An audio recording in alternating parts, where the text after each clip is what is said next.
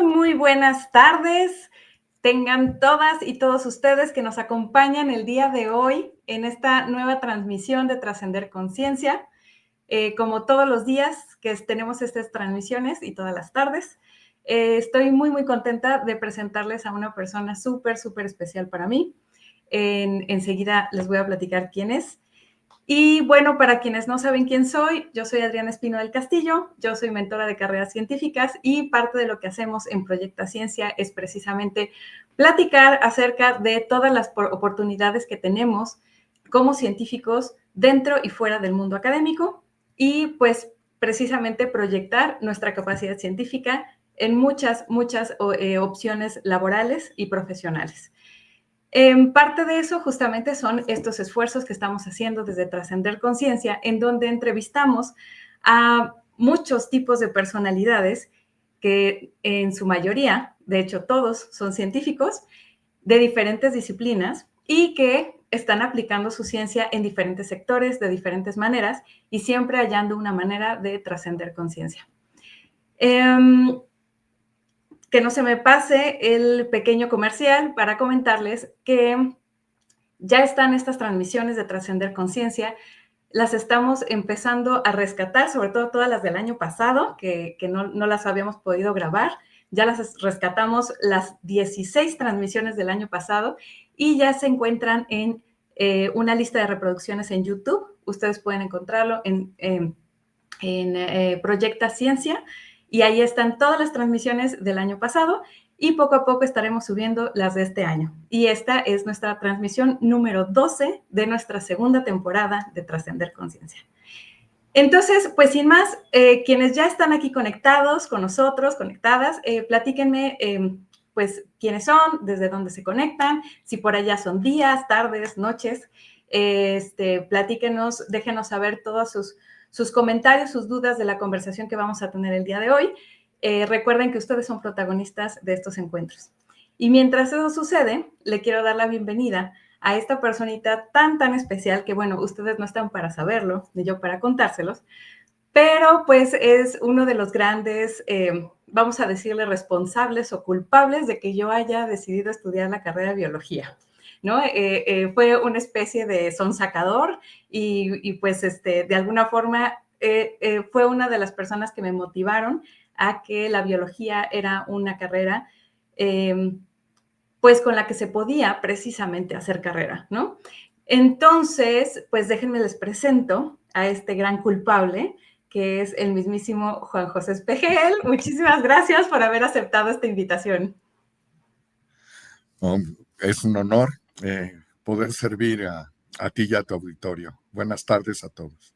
Muchísimas gracias, Juan José, y pues la verdad es que estoy muy contenta de que me hayas querido aceptar esta invitación, porque pues así como se los comento, pues la verdad es que tú digo, ya después podemos platicar más cómo estuvo el asunto, pero sí fuiste una figura en ese momento que para mí todavía yo no decidía bien qué carrera la que quería estudiar y platicando contigo me dijiste, pues mira, pues yo me dedico a esto, yo me dedico al otro y fue cuando dije, sí, eso es algo que me gustaría, ¿no?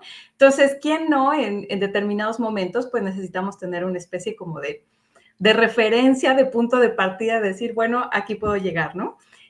Y justamente algo también que me sucedió, se los platico un poquito a la audiencia, es que cuando terminé la carrera, o sea, esto me pasó antes de la carrera, pero ya una vez que terminé la carrera, me acuerdo que justamente tú también me orientaste sobre otras diferentes opciones al mundo académico que había justamente para poder ejercer ya la carrera, ¿no? Y bueno, hoy estamos aquí para escuchar al menos una de esas, que es, bueno, un par, ¿no? En donde tú te estás desempeñando activamente, ¿no? Pero antes de eso, platícanos, para quienes no te conocen y todo, para que te vayamos conociendo, pues, ¿qué carrera estudiaste, no? ¿Y qué te motivó a estudiar esa carrera? ¿Quién fue Juan José Espejel en aquel momento? este, ¿cómo llegaste a ser lo que hoy eres? Bien. Bueno, mi amor por el trabajo al aire libre, pues inicia desde que soy niño, porque la familia de mi padre tenía un rancho pulquero en el estado de Tlaxcala. Entonces, eh, visitaba mucho el rancho, estaba en contacto con ovejas, cerdos, caballos y pues sobre todo magueyes y maíz. Eh, Tuve mis amigos en el pueblo, con ellos pues me iba a recorrer los campos o a pastorear ovejas. Y pues desde ahí el olor del campo, las flores, el ejercicio al aire libre, pues es algo que siempre me ha gustado. Y pues este gusto por el trabajo a campo abierto, al aire libre, pues yo creo que ha sido una de mis principales motivaciones. De modo que cuando pensaba estudiar, no sabía si estudiar química, ingeniería química o biología. Entonces, como me di cuenta que me gusta mucho estar al aire libre, pues vi que la opción de biología tiene muchas opciones Ujú. para dar pues por muchos lugares. Tiene uno como más opción de ir a desiertos, a campos, a playas. Y pues eso fue una motivación pues personal del gusto por el amor al aire libre. Buenísimo. Y ahí fue cuando tú decidiste estudiar biología, ¿y en dónde la estudiaste? Bien, pues digamos que siguiendo la tradición familiar, pues soy inicialmente universitario Ujú. y al final de mi vida orgullosamente politécnico. Ah, genial. Eh, es que cuando era joven, pues vivía en el norte de la ciudad y estudiaba en Prepa 4, Tacubaya, luego hasta Ciudad Universitaria, en donde ingresé a la Facultad de Ciencias UNAM en 1976. Aún me tocó el viejo edificio de ciencias junto a la Torre de Ciencias, en la cual pues coincidíamos todos los que teníamos el amor por la ciencia, porque compartíamos el edificio con físicos, Ujú. matemáticos, actuarios y biólogos. Entonces, el ambiente universitario inicial pues fue muy rico, porque pues todo mundo con amor al conocimiento, por interés, por entender los fenómenos de la naturaleza, pues siempre existía un ambiente muy agradable, muy de intercambio de ideas, de profesores, compañeros. Entonces, esa experiencia inicial que tuve en la Universidad Nacional, pues bueno, me llenó el corazón. Fantástico, me encanta. Oye, y entonces, ya entrado en la universidad y con esta dinámica y todo esto que nos platicas, ¿cómo hacia dónde te fuiste dirigiendo? Bueno, ¿Qué es aspecto de la ciencia, no? ujú, ¿Qué aspecto de la biología? claro, siempre es complicado porque mientras uno estudia una carrera universitaria, el primer síntoma de si está bien uno bien o mal es saber si sí te gusta y si no te equivocaste. Ajá. Ya cuando te das cuenta que hay cosas que sí te gustan y que estás aprendiendo, entonces también te das cuenta que eres un aprendiz de todo y un oficial de nada, porque particularmente pensar en biología, pues la biología es una ciencia Ujú, y es una ciencia, pues la ciencia de la vida. ujú, Y la vida se compone de una gran cantidad de niveles de organización. Eh, digamos que desde el punto de vista microscópico, la vida a nivel virus, bacterias, unicelular, multicelular, y después derivas a fotosintéticos y a no fotosintéticos.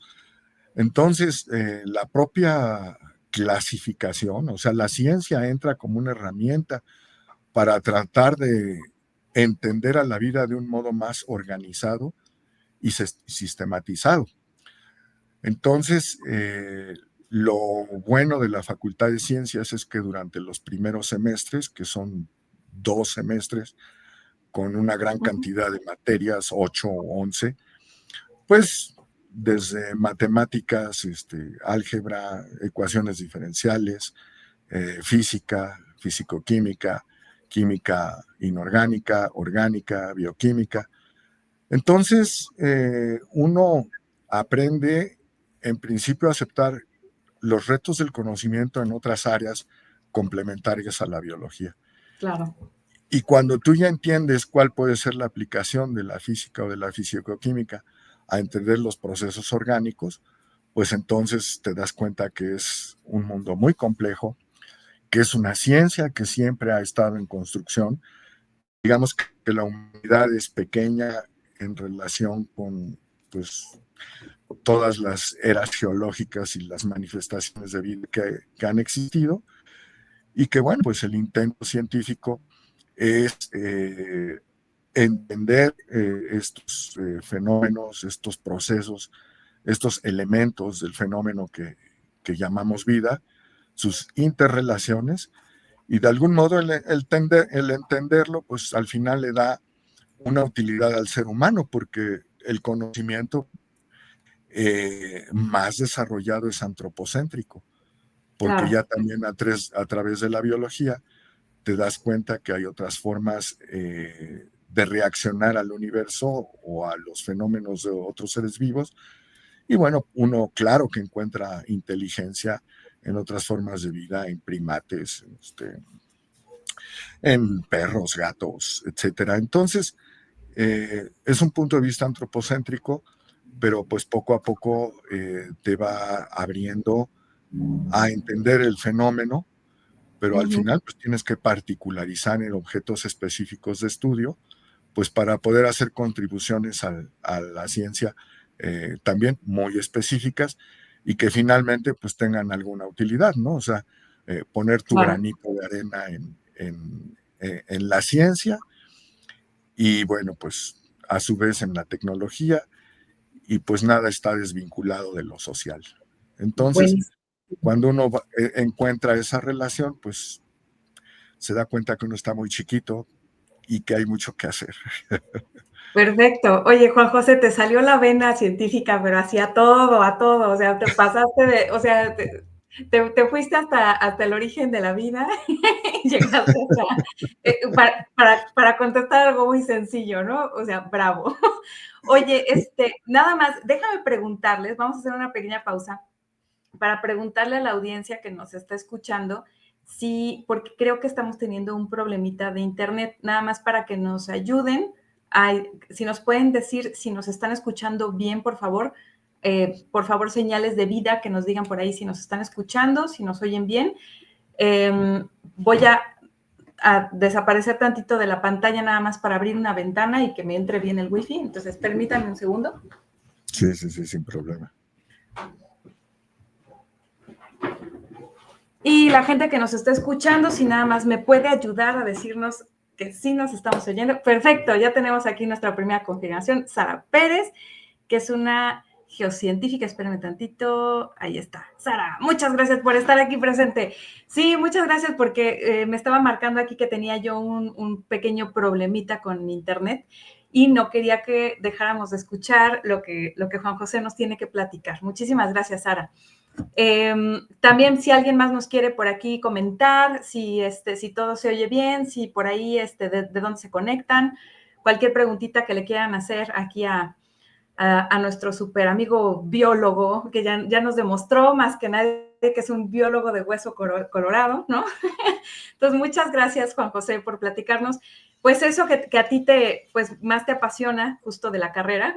Está bonito saber que sigue pasando el tiempo y al menos como científicos nos sigue apasionando lo que estudiamos, ¿no? Creo que es algo que lo traemos súper arraigado. Y, mira quién nos está acompañando. Muchísimas gracias por acompañarnos, el doctor Rodupel Alvarado Semprum. Él me parece que eres de Colombia, ¿cierto, Rodupel? Si nos está escuchando, doctora, excelente programa y magistral invitado. Es lo mismo que yo digo, la verdad es que sí. Muchas gracias por estar por acá, amigo. Bueno, después de darnos todo este preámbulo, Juan José, bueno, pero el doctor Rodupel me creo que está aquí en México, porque él trabaja, para quienes no lo siguen, lo voy a volver a poner, para que tomen su nombre, lo empiecen a seguir. Es de las únicas personas que yo conozco en México que habla sobre minería sustentable, ¿no? O sea, que habla en redes abiertamente sobre temas de cómo deberíamos estar haciendo la minería de manera más sustentable. Entonces, se los recomiendo porque no conozco a mucha gente que hable de eso, ¿no? Y me parece que si eventualmente entre Juan José Espejel y Rodolfo Alvarado se conocen, se van a llevar muy bien, se los aseguro. Porque en algún momento de tu vida, Juan José, tú decidiste, bueno, ¿en qué momento? En algún momento tú sales de la universidad y ¿a qué te dedicaste cuando saliste de la universidad? De la carrera Excelente. de... Sí, bueno, pues solo reitero que esta formación de interacción entre matemáticos, físicos, actuarios y biólogos en la Facultad de Ciencias, creyéndonos todos, toda una comunidad científica, desde el alumno de primer ingreso hasta todos los profesores con doctorado y egresados, siempre fue una camaradería y un intercambio de ideas muy libre, muy abierto, que eso pues hace ver que la época universitaria, por lo menos la que me tocó vivir, pues fue muy agradable, fue Claro. muy bonita. Ahora, lo único que le queda claro a uno cuando es biólogo que está terminando es entender por qué tipo de forma de vida puedes internalizarte más para poder saber que tienes ya una capacidad de entender los procesos de la vida. Y se hace mucho énfasis en la cuestión taxonómica y pues todavía en mi época, estoy hablando de 1976-1980, pues la taxonomía era pues, fundamentalmente morfológica, fisiológica, y apenas comenzaba a desarrollarse la taxonomía a nivel molecular. Entonces, pues digamos que lo que nos tenía convencidos a muchos compañeros es que si eras biólogo y te gustaban musgos, helechos, si eras biólogo y te gustaban los artrópodos, si eras biólogo y te gustaban, como en mi caso, los arrecifes coralinos, pues entonces tenías que internalizarte en hacer taxonomía para poder entender y ver el avance de las claves taxonómicas, el alcance y sobre todo pues llevar observaciones minuciosas a nivel microscopio o a nivel visual, algunas mediciones, pues para poder entender el fenómeno. Claro. Entonces, es un artificio, porque finalmente una clave taxonómica es una herramienta Sí. nunca acabada, pero finalmente el pasar por esto, pues sí te lleva a internalizarse en específico a un grupo taxonómico. Entonces, a partir de que entiendes esto, pues ya comienzas a ver mucho más las relaciones que hay entre otros organismos, y pues ya creciendo en la escala taxonómica, pues digamos que a especie, género, familias, órdenes, clases, etcétera. Entonces, cuando tienes el entrenamiento de trabajar a un grupo taxonómico en específico, por un lado te comunicas mejor con los compañeros que están en este mismo área de conocimiento. Y también respetas mucho a los otros compañeros que saben de los otros grupos taxonómicos que tú no. Y entonces eso hace que la biología se haga una sinergia, ¿no? Entonces, entendemos que hay procesos ecológicos como la competencia, la depredación y la simbiosis, y aunque como biólogos a veces somos depredadores o no queremos, o solo queremos competir, al final el conocimiento y la ciencia se hacen en simbiosis y entonces es así como se puede avanzar más. Y creo que este asunto de poder trabajar en parejas, en grupos, en Ujú. equipos, es una cultura del trabajo que todavía nos falta desarrollar mucho en este país. Claro. Pero bueno, concretando, Ujú, sí, pronto entré a trabajar al Instituto de Ciencias del Mar en la ujú, cuestión de ecología costera, arrecifes coralinos, ujú, y en 1981 me tocó irme a inaugurar en una gran bodega la estación de biología marina del Caribe de la UNAM en Puerto Morelos. Nos fuimos, pues, todos vivíamos en un bodegón, 6 compañeros biólogos, un par de maestros en ciencias y nuestro jefe de investigación. Entonces, buenísimo. fue así como pues haces la biología pues en contacto con la naturaleza. Claro. Sí, me imagino también ahora que lo estabas platicando, pues evidentemente a mi generación y a la generación que sigue, las que sí han seguido después de mí, nos ha tocado vivir una realidad bien diferente a la que vivió tu generación, porque ahorita que lo decías, el tema de la taxonomía, pues es que a mí me tocó al inicio de la carrera, pero ya después fue como una embarradita porque ya estaba muy fuerte la biología molecular, ¿no? Entonces ya ahorita las identificaciones y cómo justo hacemos nos integramos con con el mundo vivo, pues ya se está haciendo mucho a través del DNA, ¿no?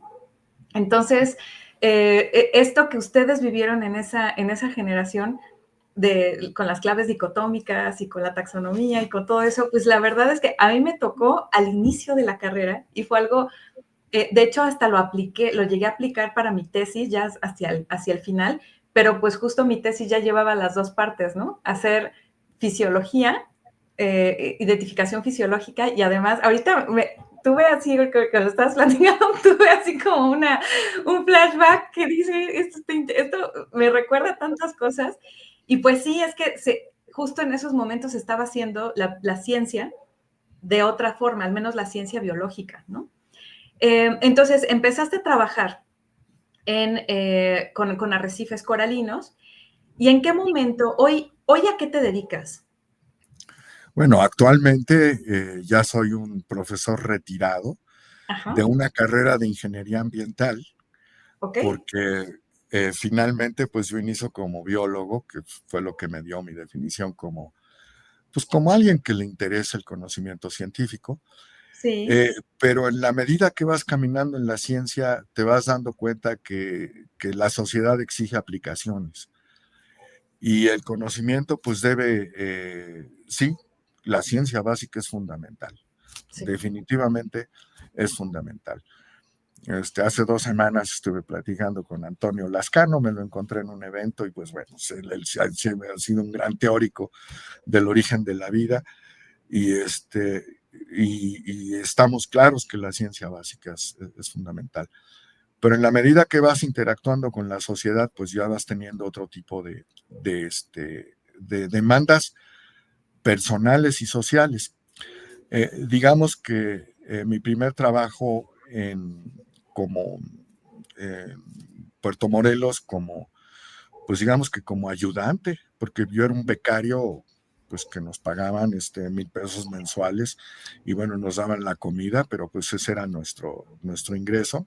Ujú, Y pues sí, participamos en muchos proyectos interesantes de dinámica de poblaciones, hidrodinámica de la laguna Nichupté, ujú, problemas de depredador, moluscos hacia corales blandos, etcétera. La ciencia básica es importante. Sin embargo, ya estando en la comunidad, tuve oportunidad de conocer a una persona que dirigía el Centro de Investigaciones de Quintana Roo Y en ese tiempo, pues, lo que pretendía el Centro de Investigaciones, entre otros, bueno, su principal objetivo era realizar ciencia aplicada a la solución de problemas locales.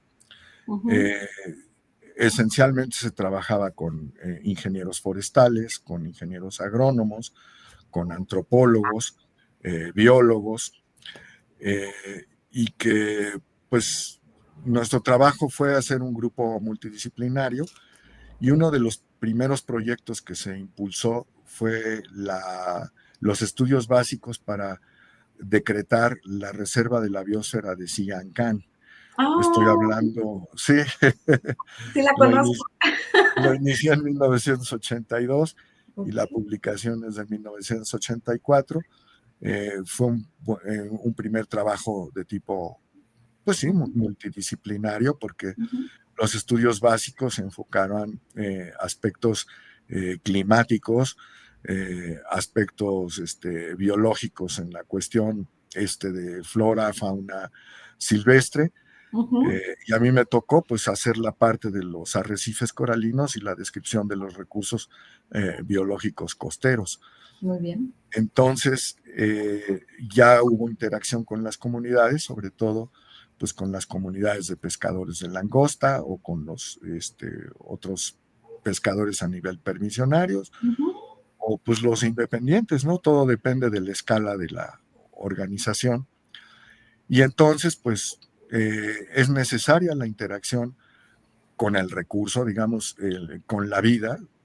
La palabra recurso, pues, es utilitaria, ¿no? O sea, si le sirve al hombre, porque con eso puede sobrevivir por alimentación o lo puede vender para Ujú. hacer mercados, la naturaleza se vuelve un recurso.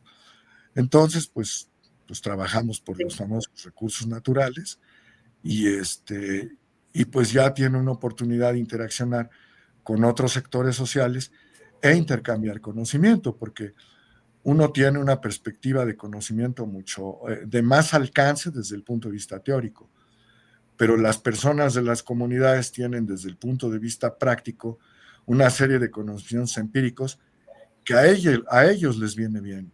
Cuando claro. nos tomamos una cerveza y platicamos de ciencia y platicamos de cómo explican, cómo puedo yo entender alguno de los fenómenos que ellos me explican y cómo yo me maravillo con procesos que no he visto porque ellos conviven con el recurso, con las langostas, con los Ujú, pargos, ujú. etcétera, etcétera. Este, entonces se hace una interacción social muy provechosa y aquí lo más importante de la ciencia es que tenemos que saber acotar en tiempo y espacio, porque es un poco Ujú. un sistema, o sea, la ciencia es un sistema, el ecosistema es un ecosistema, es un sistema, pero Sí, también la forma de entregar conocimiento, de acotarse a transmitir algo, tiene que estar contextualizado en tiempo y en espacio, porque finalmente se vuelve de utilidad para todas las partes. claro. Buenísimo lo que me estás diciendo y justo me estás dando pie a acotarte en tiempo y en espacio, porque tenemos poco tiempo en este espacio. Sí, claro. Entonces, nada más déjame corregir, aquí súper corregir que no es Colombia, ya te estoy cambiando la nacionalidad, mi querido doctor, eres venezolano, pero vive Es en México. venezolano. Sí. Gracias por la presentación, el honor es nuestro. Um, sí, entonces vamos a acotarnos porque profundizas demasiado. Y Ok, tenemos ok, poco tiempo. seré más escucha. Y sabes qué me gustaría, sobre todo que muchas de las, tengo en la comunidad que estamos construyendo, pues de gente en ciencia, tecnología, ingeniería, matemáticas, tienen esta duda de cómo funciona esto de ser perito del Poder Judicial. ¿Cómo es esto? Porque además tú eres consultor. Entonces, voy a saltarme muchas cosas porque ya veo que te estás concentrando mucho en texturas de la conversación. Y entonces quiero irme luego, luego ya al tema, porque si no, siento que nunca vamos a llegar. Entonces, De acuerdo, me, de me acuerdo. encantaría entonces que nos platiques que en algún momento, dado, ya que encontraste justo estas interacciones, que algo que tú comentas, y lo quiero también como volver a traer a la mesa este comentario que estás haciendo sobre uno, la importancia de aprender a trabajar en equipo, que es una cultura de manera interdisciplinaria también, y en trabajar en parejas y en equipos de diferentes disciplinas, de maneras interdisciplinarias, es una.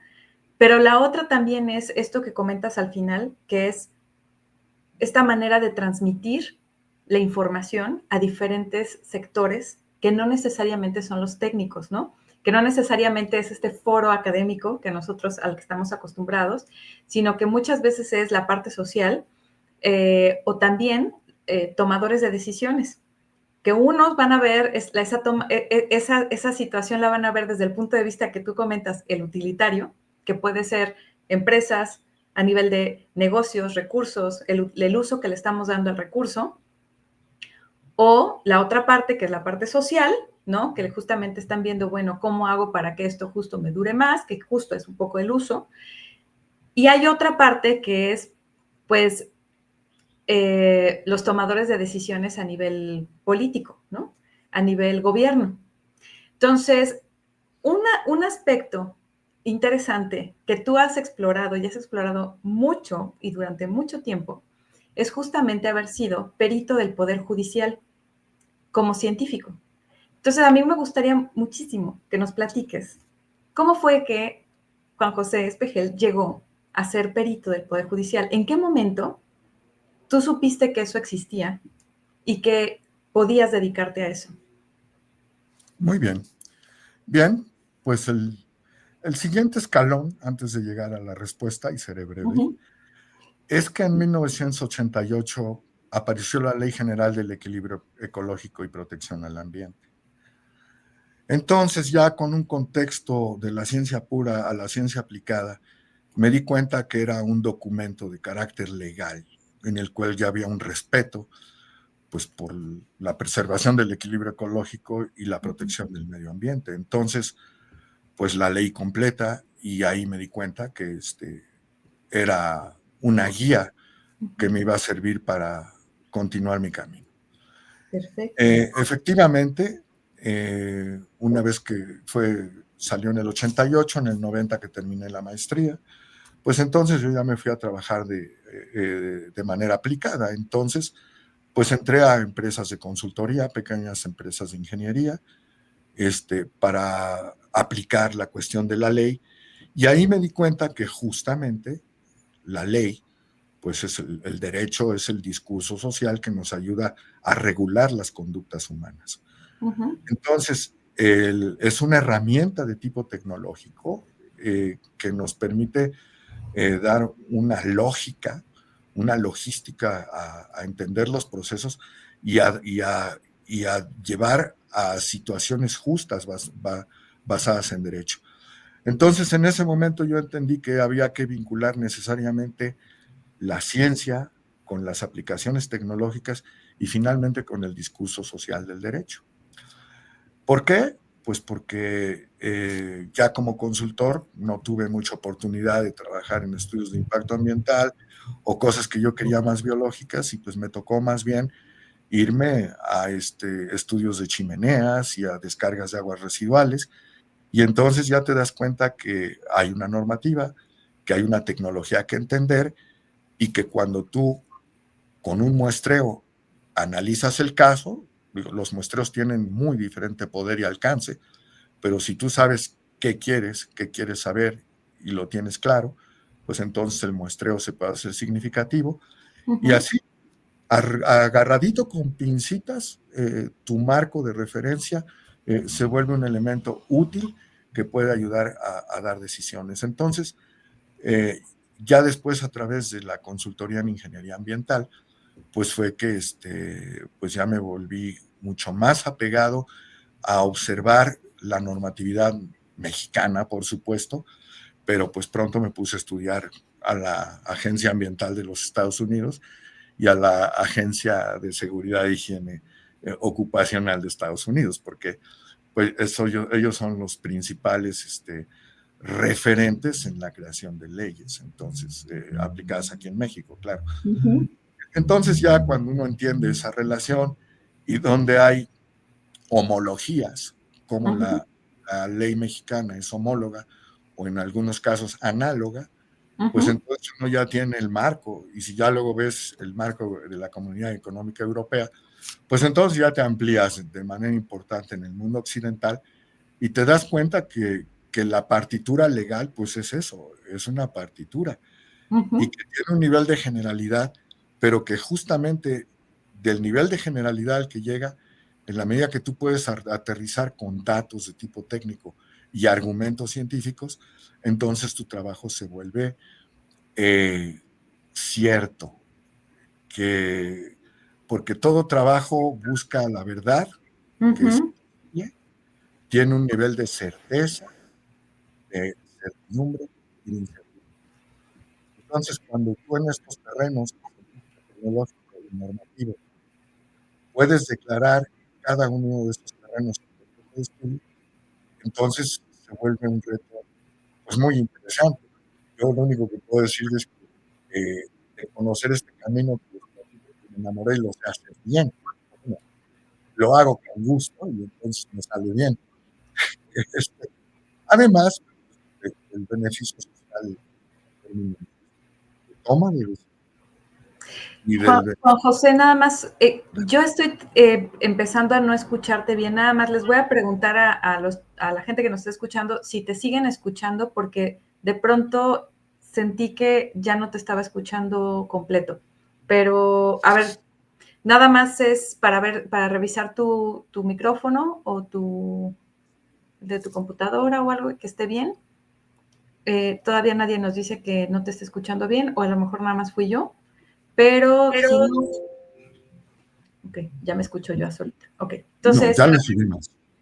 ok, entonces, listo, continúa entonces, perdona la interrupción. No, al contrario, está bien. Bueno, lo que comenté es que eh, el conocimiento de la ley, en este caso la Ley General del Equilibrio Ecológico, o toda la normativa de la Agencia Ambiental de los Estados Unidos, pues siempre he estado muy interesado tanto en los problemas de medio ambiente como en los problemas de salud humana, porque al final, pues como, o sea, la política en protección civil, en riesgo ambiental, es que el primer objeto de prevención y de control de daños, en primer lugar, es el ser humano. En Ujú, segundo lugar, los bienes de producción y en tercer lugar, el medio ambiente. Entonces, aunque a los biólogos luego no nos gusta que el medio ambiente quede atrás, pues socialmente, pues las vidas humanas pues, van primero, tienen, van primero. claro. Y uno diría, bueno, y los bienes de producción, pues también. eh, Ujú, y a veces, pues, por salvar los bienes de producción, pues contaminas un río, contaminas sus tierras, etcétera. Pero pues finalmente son prioridades sociales que se han establecido y que marcan una pauta justamente para la toma de decisiones ordenada y para que las prioridades sociales de protección de la vida, de los bienes de los seres humanos, en ujú. principio, la vida y después el medio ambiente, pues vayan cuando les corresponda dar soluciones, pues ir tomándolas en ese orden. Y eso es una regla básica en cuanto a un procedimiento de aplicación de ciencia, tecnología y normatividad. Vientos. Gracias, Juan José. Pero sigues evadiendo la pregunta. Ay, perdón, no estoy dando la respuesta. Sí, dime. Sigues evadiendo la pregunta. ¿Cómo fue que llegaste a ser perito del Poder Judicial? Ok. Bueno, como consultor ya me habían invitado a ser perito de parte. Entonces, cuando me di cuenta que en las soluciones que realicé, los abogados habían quedado contentos, por lo menos quienes me contrataron, Ujú, eh, estuve yo al interior de los colegios, del Colegio de Biólogos de México, del Colegio de Ingenieros Ambientales, que también son formadores de peritos y ujú, que finalmente es a través de los colegios donde deben irse formando los peritos. ujú. Pero pues todavía nos pasa en México que pues se organizan los grupos periciales, pero luego Ujú. pues se pelean o discuten o a ver quién se lleva el Fíjate que trabajo. eso que Y, estás y diciendo es sí, interesante, Juan José. ¿Dónde se tendrían que estar formando entonces los peritos? ¿Dónde se forman hoy en día? ok. Eh, se forman en los colegios, porque yo tuve oportunidad de interactuar con varios compañeros del Colegio de Biólogos de México, Ujú, en el cual pues todos decían perito, ¿no? Y se supone que un perito, o por lo menos la palabra, es que eres una persona con experiencia, esto es experiencia práctica y con conocimiento que te permite dar una opinión experta, ujú, experiencia y razonada, pues basada en el conocimiento. Entonces, ujú. supuestamente te pone un nivel arriba de lo que es un profesional, aunque tú pues ya eres un profesional. Entonces dices, bueno, mi responsabilidad social, o por lo menos la etiqueta de perito, es que tienes que tener esa experiencia y ese Ahora sí se te conocimiento. cortó. Ah, Ujú. ahora sí, Sí. vamos, que se conjuga la experiencia y el conocimiento para que seas un perito. Entonces, en los colegios, en el Colegio de Biólogos, tuve varios discursos, tuvimos varias cosas que compartir. Como siempre, hay buenos regulares y malos, uno pues, está de Ujú. los regulares para arriba, o por lo menos uno busca eso en interacción. Y ya fue a través de esto que vi la convocatoria del Poder Judicial de la Federación, Consejo de la Judicatura Federal, que hasta donde yo alcanzo a saber, la unidad de peritos judiciales inició en el año 2012. Oh, Entonces es muy incipiente. O sea, claro. estamos hablando apenas de 14 años de desarrollo. Entonces, todas estas iniciativas que nacen, este, pues es importante fortalecerlas e impulsarlas socialmente, Claro. pues para poder tener un trabajo y una colaboración más concertada, ¿no? Entre distintas profesiones e inteligencias. Entonces fue así. eh, Tú para poder ingresar al listado de peritos del Poder Judicial de la Federación, año con año, presentas además de tus datos personales, currículum vitae, y entonces hay todo un grupo de personas que son quienes evalúan. Y Ujú. estas personas te dicen, ok, ¿estás en la lista o no estás en la lista? Tú no tienes chance de, de reclamar. Tengo casos de un par de doctores, una de Francia y otro del Imperial College, que pues presentaron su currículum y no fueron aceptados. Y no sabemos por qué, pero Oh. yo creo que porque tienen otra forma de presentar su experiencia profesional académica y no necesariamente se pudo vislumbrar su capacidad práctica Ok. y no fueron ¿Cómo? aceptados. Eso es interesantísimo lo que estás comentando. ¿Cómo se tendría que presentar? Porque de pronto me dicen, oye, bueno, eh, creo que están cambiando también los requisitos de para postularse para la lista, o sea, como primer ingreso, ¿no? La primera vez que te vas a meter a la lista. Eh, y creo que están cambiando los requisitos porque, bueno, yo en algún momento fui parte de la lista de peritos y no recuerdo que me hayan dicho que yo tenía que comprobar con documentos que yo ya tenía experiencia haciendo peritajes. Entonces, a mí me llama la atención que si nunca antes has sido perito y la primera vez que vas a ser perito, te estén pidiendo que compruebes que ya has hecho peritajes antes, ¿no? Entonces, ¿qué se tendría? O sea, hoy, ¿qué es lo que espera el Consejo de la Judicatura Federal? ¿Qué está esperando recibir de peritos para poder formar parte de este cuerpo de expertos? Ujú. Sí, bueno, en mi caso, cuando yo ingresé por primera vez, yo ya había acreditado a través del Colegio de Biólogos, haber sido acreditado como perito en riesgo ambiental. Ok, ok. Y también dentro del colegio pude acreditar haber sido perito en contaminación de acuíferos y suelos contaminados.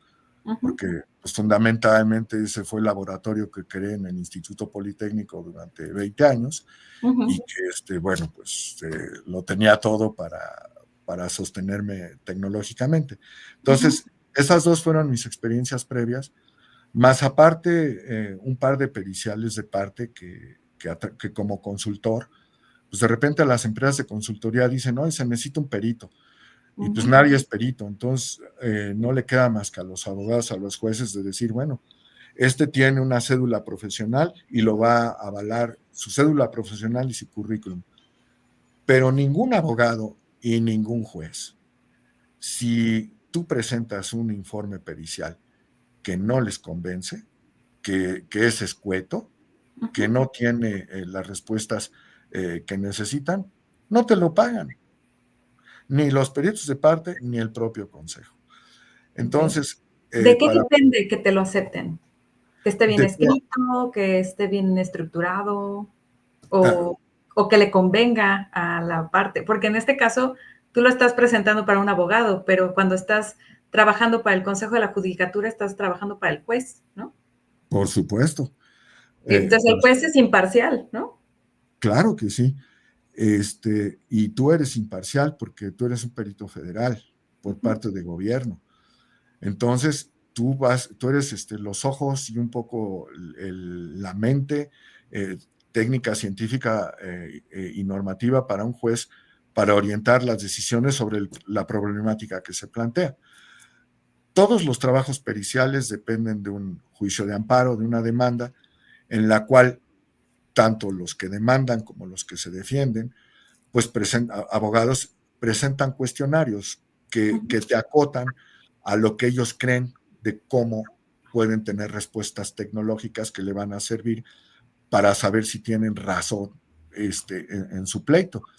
Entonces, siempre está uno acotado a esos cuestionarios, que esa es la forma de trabajar de los abogados y los jueces. O sea, ujú, se acota lo que se necesita. Entonces, uno se apega a responder las preguntas. Obviamente, pues también uno se encuentra con algunos cuestionarios mal elaborados, pero tú entiendes la intención de por dónde quieren ir y entonces lo que haces, porque como profesional saber leer y escribir es básico, ujú, entonces un artículo científico tiene una estructura, tiene una forma de presentar el conocimiento, una tesis profesional la tiene diferente, un reporte de consultoría es diferente a un informe pericial. Entonces, lo que tenemos que aprender siempre durante nuestra vida profesional es pues a redactar y a escribir conforme una forma editorial correcta. Entonces, sí, evidentemente una buena presentación editorial que reconozca la controversia, que plantee los objetivos, que diga una metodología, que responda a los cuestionarios y al final hagas tu listado de conclusiones y dictamen, ujú. esa es la forma editorial básica de un informe pericial y tú vas llevando tanto a los jueces como a los abogados y también a las víctimas, quiero decir, a las personas en conflicto, Ujú. a que todos entiendan la razón de ser de tu peritaje. Entonces, sí, sí, Es sí. necesario manejar lenguaje jurídico? Eh, es necesario, sí, Porque, bueno, ¿a qué me refiero con lenguaje jurídico? Yo leo una notificación del señor juez y no y entiendo la mitad de lo que quiso decir, ¿no? Entonces, el lenguaje es difícil. Entonces, yo entiendo por lo que tú comentas y me encanta, lo voy a retomar tantito algo que comentaste hace ratito, que fue interesarse en las leyes, que es algo, me pareció así fenomenal. ¿Por qué? Porque no es mucha la gente que está estudiando ciencia que le parece relevante interesarse en las leyes, ¿no? Y me gustó todavía más después de que dijiste, la verdad es la importancia de interesarse en las leyes, cuando lo mencionaste de esta forma. Son, uno, salió la ley que me demostró que existe ya, al menos de manera incipiente, un respeto por la naturaleza, ¿no? Eso, me encantó escuchar eso y después decir que al interesarse en las leyes, lo estás tomando como tus guías para continuar tu camino. Entonces, no, yo no he escuchado, creo que es la primera vez que escucho de un científico ¿no? Decir que entender la ley, interesarse en una ley, es de alguna forma tomar la ley como una guía. Y a partir de ahí, creo que te ayuda muchísimo a aprender a leer las leyes, justamente para poder aprender a redactar una manera de acuerdo a lo que te van a pedir, por ejemplo, para este tipo de acciones. Fíjate, voy a poner un comentario, está muy grande, entonces a lo mejor no va a salir todo completo, pero me parece súper importante ponerlo porque es una personita que de hecho ya estuvo aquí antes en Conversación de Trascender Conciencia. Quienes no la sigan, síganla inmediatamente, es Alma Cristal Hernández Mondragón.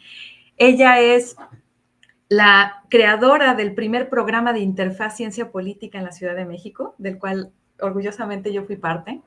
Y justo lo que nos comenta es esto. Gracias, Adriana, por la interesante conversación. Tengo dos preguntas, si es posible. Uno, se supone que los jueces son peritos peritorium, peritos de peritos, pero no pueden ser técnicamente posible en la mayoría de los casos. Entonces, ¿tienen un contacto directo con los jueces y les explican el contenido de los peritajes previo al juicio o solo durante el juicio? Está súper interesante. Y la segunda, si Juan José prevé algún problema para su trabajo con la reforma al Poder Judicial Federal. Esta ya, aquí ya nos está metiendo un poco con la situación que está pasando en México. Para quienes no saben, quienes no están aquí en México, estamos teniendo una reforma al Poder Judicial bastante fuerte, ¿no? ¿Qué nos puedes decir de esto, Juan José? ¿Quieres que te las deje las preguntas o...? No, las leí, las entiendo bien. Perfecto. Bien, sí, claro, un juez es una persona bastante capacitada, con un poder mental y un poder de resolución y de síntesis de lo que conoce de la ley. Digo, con todos aquellos que ha interactuado, esa ha sido mi opinión. Porque pues no se andan con las ramas. Si tú estás bajo protesta de decir verdad, en el cual no puedes incurrir en mentira o no puedes incurrir en falsedades, inclusive hasta por omisión, porque puedes ser sujeto de pérdida de libertad o de multas. Entonces, es un trabajo serio de todas las partes. O sea, toda la gente que intervenimos en un juicio es así. No, solamente en los juicios laborales, que ya se resuelven en audiencias laborales presenciales, es cuando sí hay contacto directo con el juez, pero solamente para responder las preguntas que le hace el juez a uno para poder aclarar y que él vaya modificando su criterio. En el caso de juicios de amparo, en el cual los jueces toman la decisión ellos, uno tiene acceso, además en todos los casos, a leer el expediente. Entonces la obligación de un perito es leer todo el expediente. Entonces es ahí donde el perito establece la comunicación interna y se internaliza con la problemática en todos los aspectos del juicio, desde los aspectos de inicio de la demanda, la razón de la controversia, las faltas a la ley, o sea, todo lo que se presume está en los expedientes. Entonces, los expedientes, hay cubetas de 20 litros, yo a veces leo hasta 4 o 5 cubetas de 20 litros de expedientes, porque para quienes nos escuchan, nada más déjame hacer, cuando Juan José me estaba explicando qué era ser perito, me explicaba esto de las cubetas de 20 litros, justamente es digamos, los bodoques de expedientes, de papeles que conforman un expediente. Entonces, a lo que le llaman las cubetas es que más o menos es lo que sería el volumen que llena una cubeta de 20 litros, ¿no? Y a eso le llama, pues me tuve que aventar un expediente de 3 cubetas o de 4 cubetas, ¿no? O de 2 cubetas o de media cubeta. Entonces, él justamente me hacía esa referencia por el tamaño del bodoque de expediente que uno tiene que leer, ¿no? Gracias. Perdón. Bueno, entonces, concretando la respuesta, ¿no? Uh-huh. La plática, la interacción directa con los jueces es muy escasa, muy específica y muy formal. Con los secretarios de los jueces también puede uno internalizar un poco más en algunos problemas que no quedan claros en el expediente, pero en ninguno de los casos se prejuicia nada, Ujú. porque el trabajo es imparcial. ¿Qué es diferente? Cuando yo trabajo como perito de parte, pues sí le digo a las personas que me quieren contratar, le digo, mira, a esto sí le veo salida por aquí, por acá o por allá, y te paso mi factura. Y tú dices si lo tomas o lo dejas. Ujú. Pero cuando veo que voy a forzar la evidencia científica o normativa para que él gane, pues le digo que yo no voy a trabajar con él, porque pues no me gusta traicionarme a mí mismo por un dinero, porque finalmente sería, pues no sé, ganarse un dinero sin una utilidad, porque para mí el caso está perdido. Claro. Ajá. Y bueno, para terminar la otra pregunta, sí, efectivamente, el embate que tiene actualmente los otros dos poderes en contra del Poder Judicial nos han afectado a todos nosotros. Yo en este momento sí ingresé oportunamente mi solicitud para seguir siendo parte de la lista de peritos, pero pues no hay respuesta y como los procesos se están retardando, tampoco nos queda muy claro cuál, eh, cuál va a ser la nueva política de trabajo de los peritos judiciales, Ujú. eh, porque cuando entró el gobierno anterior, lo que pretendía el presidente era que los peritos se obtuvieran de las universidades y Ujú. que las universidades de todo el país apoyaran con los informes periciales, que solo se les pagarían los viáticos. Eh, pero en todo este sexenio, pues todos los jueces cumpliendo esa línea, pues mandan a las universidades las convocatorias, pero también lo he visto en todos los expedientes. Todas Ujú. las universidades contestan que el personal académico Sí. está en sus funciones, Ujú. que no tienen la Sí. experiencia suficiente y entonces declinan y entonces la Sí. lista de peritos ha sido vigente gracias a eso. ¿Qué ha pasado? Pues sí, con los recortes presupuestarios, pues también los peritajes que hemos estado realizando para el Consejo, pues han tenido que venirse recortando como una cadena, porque pues los juzgados no tienen el recurso suficiente, los jueces se ven limitados. Entonces, pues así en esa misma cadena, pues nos vamos precarizando todos, porque los peritajes están menos impuestos en el orden de los 100,000 pesos como máximo. Ujú. Cada presupuesto que uno presenta al Poder Judicial obviamente es analizado por el juez y en función de la extensión y de la dificultad del trabajo pericial, los jueces dicen sí, cómo no, la propuesta presupuestal se acepta, ¿no? Y sobre esa se trabaja. Pero sí es muy importante que la gente tenga claro que si un juez eh, considera que el peritaje no aportó, o uno de los abogados de las partes no le gusta y lo reclama y demuestra por qué no, entonces se te cae el peritaje y ya no se ratifica y Claro. entonces no te pagan. Buenísimo. Gracias por explicarnos. Te pongo tantito un comentario también de Alma que dice, gracias Juan José, justo todo esto que dices sobre la neutralidad, imparcialidad, decisiones informadas en evidencia, etcétera, es parte de la teoría del asesoramiento científico, que es justo a lo que se dedica Alma, ¿no? Ojalá podamos platicar después. Muchas gracias por tus amables comentarios, Adriana. Muchísimas gracias a ti por ser parte de esta conversación, Alma. Juan José, se nos está terminando, de hecho ya se nos acabó el tiempo, estamos sobre el tiempo. Y me encanta porque creo que estás justo ya empezando a tocar muchas fibras sobre qué es ser justo un científico,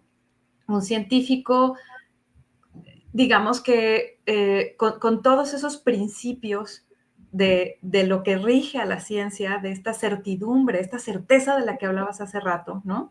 De darle esta certeza de ese conocimiento científico a un tomador de decisiones que pues ayuda justamente a desahogar estas pruebas para un caso particular. Que lo que yo entiendo es que tú te has enfocado sobre todo a ser perito en cuestiones ambientales y en cuestiones de riesgos, me parece que de seguridad y higiene en el Sí, de trabajo. seguridad y higiene del trabajo. Exacto. Entonces, y como consultor, eso te ha llevado también de alguna manera, a temas que son, por ejemplo, para constructoras, has trabajado con, algo estabas comentando hace rato que, por ejemplo, de residuos tóxicos por ejemplo, en Sí, sí, cauces sí. públicos, en suelos, ¿no? Algo que a mí me ha llamado mucho la atención de pláticas que hemos tenido es que parte de lo que tú has trabajado, y no quiero dejar de, digo, ahorita en México tenemos esta crisis del Poder Judicial que salió en los últimos, pues en el último año, que estamos teniendo toda esta revolución, pero previo a eso, digo, ya se venían viendo ciertos recortes. Lo cierto es que tú descubriste que sí hay, digamos que ser perito del Poder Judicial como persona de ciencia es algo que es factible y que incluso te permitió generar ingresos, ¿no? O sea, tú hace rato decías, o sea, no voy a violar mis principios, ¿no? Por un caso. Evidentemente tú seleccionas los casos a los que le entras y a los que no cuando es perito de parte, pero algo que a mí me llamó la atención es que algún momento comentaste, pues tú te hiciste de un laboratorio de suelos, ¿no? Y ese laboratorio de suelos, tú recibiste ingresos, estabas en el Politécnico, claro está, pero de alguna forma te ayudó este dinero que recibías del peritaje para poder instalar o terminar de armar esa infraestructura misma que te servía para esto. Es, eh, con Ay, Dios, presupuesto institucional, no, se trabó. nunca. No, no, nunca fui SNI, nunca estuve yo en los sistemas de becas. Yo tuve la oportunidad de crear y formar un laboratorio de suelos contaminados en el Politécnico, en la carrera de Ingeniería en Sistemas Ambientales de la Nacional de Ciencias Biológicas, pero justamente a todos mis estudiantes me los llevaba yo a los trabajos de consultoría a resolverme partes, y esos eran mis estudiantes de servicio social y mis tesistas. Entonces, yo resolvía, yo a ellos les daba el servicio social, los titulaba, y finalmente de los dineros que yo lograba conseguir como consultor, porque yo no tengo empresa, yo trabajo para 3 o 4 empresas como persona física con actividad empresarial, y de ese dinero, pues yo equipo mi laboratorio, porque finalmente yo dejé un laboratorio funcional, equipado y todo, que la institución me dio para crearlo. O sea, yo, como el general Zapata, la tierra es de quien la trabaja, la creas, la creces y la heredas, ¿no? Que en mi caso, pues yo ya la heredé. Entonces, miren, nada más para terminar, sí quería enseñarles que es muy importante, a ver si Sí, se ve. Pero esta es una publicación de la exacto. Suprema Corte de Justicia y Ujú. se llama Evidencia Científica. Entonces, aquí nos damos cuenta que la Suprema Corte y los abogados y las leyes tienen también la necesidad de todos nosotros para hacer un trabajo complementario. Eso es clave. Maravilloso. Con esto creo que ovación, por favor, aplausos todos. Este, Juan José, tenemos muchísimo o sea, creo que se quedan muchos temas en el tintero. Yo la verdad es que me quedo con muchos temas que me encantaría platicar contigo. A lo mejor haya una segunda de estas. Pero antes de que nos vayamos, porque ya nos pasamos del tiempo, me gustaría que nos recomiendes algo para la gente que nos está escuchando y que nos vaya a escuchar después en la grabación. ¿Qué les recomiendas a las personas que no tenemos experiencia como peritos o como consultores, personas que podemos ejercer esto que tú haces? ¿Qué nos recomiendas si no tenemos experiencia y si hoy dentro de nuestras instituciones no se nos está enseñando a ser peritos? ¿Qué podemos hacer? Bueno, para mí el camino natural fue la lectura de las leyes. O sea, y de algún modo comencé con las leyes nacionales, pero pues me fui a las leyes de la Agencia Ambiental de Estados Unidos y de la Oficina Ocupacional. Pues ¿por qué? Pues porque ellos tienen el poder técnico económico y tienen trabajo mucho más coordinado, más concertado para poder crear todo este fundamento. Entonces, el poder entender la estructura de la legislación, de lo general a lo particular, es fundamental porque por mucho que se especifique la ley en, digamos que en guías Ujú. o en procedimientos, al final siempre hay huecos y esos huecos hacen que la ley viva a través del conocimiento. Y cuando uno se basa en la ley y con el conocimiento, puedes dar hasta dónde llega la ley porque ya no alcanza, pero entonces tú das la decisión y los elementos para la toma de decisiones que resuelve en ese momento y en ese lugar, es cuando funciona. Maravilloso, Entonces maravilloso. es así como se puede tener eh, mucho, mucho éxito y sentirse uno satisfecho de tener un cierto impacto social en el trabajo concertado, ¿no? Y bueno, es muy triste porque para la consultoría también, desde que se han estado pauperizando las secretarías de Estado, concretamente para mí la Semarnat, la del Trabajo y Previsión Social, con personas que no tienen la capacidad para operarla desde la dirección a los siguientes puestos, es pauperizar la empresa nacional, es empobrecer la riqueza que se había logrado del país y pauperizando, pues, la ignorancia gana y entonces gana la mordida o gana la tranza o gana otras cosas, cuando la sociedad se debe construir al revés, sobre el conocimiento y el progreso que alcance a más. Entonces yo creo que estamos en un bache como todos los inicios de siglos en México, 1810, 1910, estamos en la crisis de Y México. aún así, ¿tú nos recomendarías que es un buen camino? O sea, aún con todos estos baches, aún con todo esto, ¿recomendarías que la gente siguiera este camino, al menos como una alternativa? Sí, sí, porque pues al principio pues vamos a tener que cobrar poco, pero también si tenemos la posibilidad también de proyectarse a otros ámbitos internacionales, pues es útil. Entonces, por supuesto que sí, eh, la Ay, sociedad... ayúdanos a nada más a presumirnos tantito. Estaba, aquí entre nos me pasó su currículum y es un currículum de muchas, muchas páginas, ¿no? Entonces, este, ¿cuánto fue la cuenta final que hicimos de proyectos en los que has participado? Híjole, ya no me acuerdo cuántos pusimos, Creo, pero creo que fueron como más, como 135 proyectos, ¿no? sí, sí, pienso que Algo sí, así. de consultoría y de trabajos periciales del 2018 a la fecha son 24. Ok. Esto es que pues 24 entre pues, los 6 años que van, pues más o menos como cada 2 meses resuelvo un informe pericial, que pues me ha permitido, además de aprender mucho y visitar el país, este, pues también el ingreso no es malo, a Ujú. pesar de que también en este gobierno se impuso un arancel. Claro. Entonces, de los Sí, 36% que pagas de impuestos más otro 10, pues pagas el 45-46% de impuestos. Pero no importa, porque sí. está contribuyendo. Algo que les quiero compartir, y esto ya para irnos, es que Juan José fue la primera persona a la que yo le escuché que hablaba de ser mercenario del conocimiento. Ah, qué feo se oye eso. ¿A poco no? Sí, claro, claro. Que Claro. y de alguna forma a mí se me quedó pues muy pues en el pensamiento que hay gremio científico que ve mal que está a cobrar por el conocimiento que hemos generado, ¿no?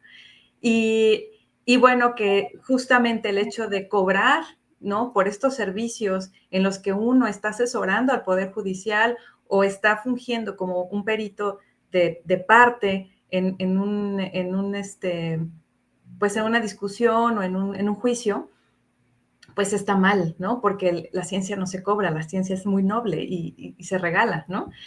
Pero a final de cuentas, esto es un gran ejemplo de que o sea, está bien, ¿no? Es sano incluso cobrar por lo que hacemos, ¿no? Entonces, yo la verdad es que nunca se me va a olvidar cuando me dijiste que somos mercenarios de conocimiento aquellos que estamos cobrando, porque así No, se nos ve y creo que es algo que tenemos que empezar a normalizar y a superar, que se vale ponerle tarifa a lo que nosotros estamos haciendo porque nuestro conocimiento vale mucho y le puede ayudar a la gente a resolver muchos conflictos y además a resolver temas ambientales, temas sociales y temas económicos, ¿no? Te quiero poner nada más aquí unos saludos que tenemos desde Buenos Aires, de Ariel Uso. Muchísimas gracias por estar aquí presente. Buenísimo programa. Y de Irina Vázquez Villaseñor, un invitado excepcional, un verdadero mentor en todos los sentidos. Lo mismo digo, y la verdad es que, ¿qué más puedo decir? Pues no puedo estar más de acuerdo con Irina porque ha sido mi mentor, ¿no? Desde antes de entrar a la carrera, estando en la carrera y después de la carrera, justamente en este tema en este universo que es el universo de los peritajes y de la consultoría. Pues muchísimas gracias, Juan José, por este tiempo que nos diste, por regalarnos toda tu experiencia. Y yo creo que ahí pónganme por ahí en los comentarios si quieren que hagamos una segunda parte, ¿no? De esto, porque creo que nos quedamos picados de varios temas, mucho que platicar acerca de esto. Y pues te agradezco enormemente que nos hayas regalado este tiempo. Y a todos los que nos acompañaron, a Mariel, a Irina, al doctor Rodufbel, Juan Moreira, que por aquí nos saludó desde Argentina también. Muchísimas gracias por estar por acá. Ernesto Ríos, que también nos estuvo ayudando para decirnos si sonaba o no sonaba. Sara Pérez, muchísimas gracias por habernos acompañado. Muchísimas gracias a todos ustedes por hacer también de este su espacio. Y pues nos estamos viendo, me parece que dentro de 15 días, para un programa también muy especial con alguien muy querida, que es una personita que trabaja con mercados de carbono. Muchísimas gracias y pues seguimos aquí en Trascender Conciencia. Gracias, Juan José, y nos estamos viendo. a sus órdenes, un gusto servir a quien lo necesite y yo pueda. Gracias. Gracias. Algo interesante acá. Juan José no está en LinkedIn. Vamos a tener que empezarle a ayudar a entrar a LinkedIn. Pero por mientras, si alguien quiere saber de ti, si alguien quiere saber más de ti, ¿cómo te puede contactar? Sí estoy en LinkedIn, pero lo uso poco. Okay. Porque al principio comencé a usarlo en cuestiones de administrativas, pero no me he vinculado en ciencia. Entonces, quizá a través tuyo te digo dónde estoy en LinkedIn para Perfecto. que se pueda vincular Lo vamos a dejar en los comentarios de este chat para que la gente lo pueda tener a la vista, dónde encontrarte. Y pues si tienes por ahí, si nos quieres después dejar un correo electrónico o algo en donde podamos estar en contacto contigo, estaría muy bien. Muchísimas gracias. Sí, ¿cómo Y no? por aquí también nos están diciendo que se repita, es que los estoy viendo, mira, que se repita aquí otro y muchísimas gracias. Y que por aquí también si quieren que nos dejes tus datos. Entonces nos pasas después tus datos y yo con mucho gusto los pongo en el chat de esta conversación. Muchísimas Sí, gracias a todos y estamos viéndonos dentro de 15 días. Hasta luego. hasta luego.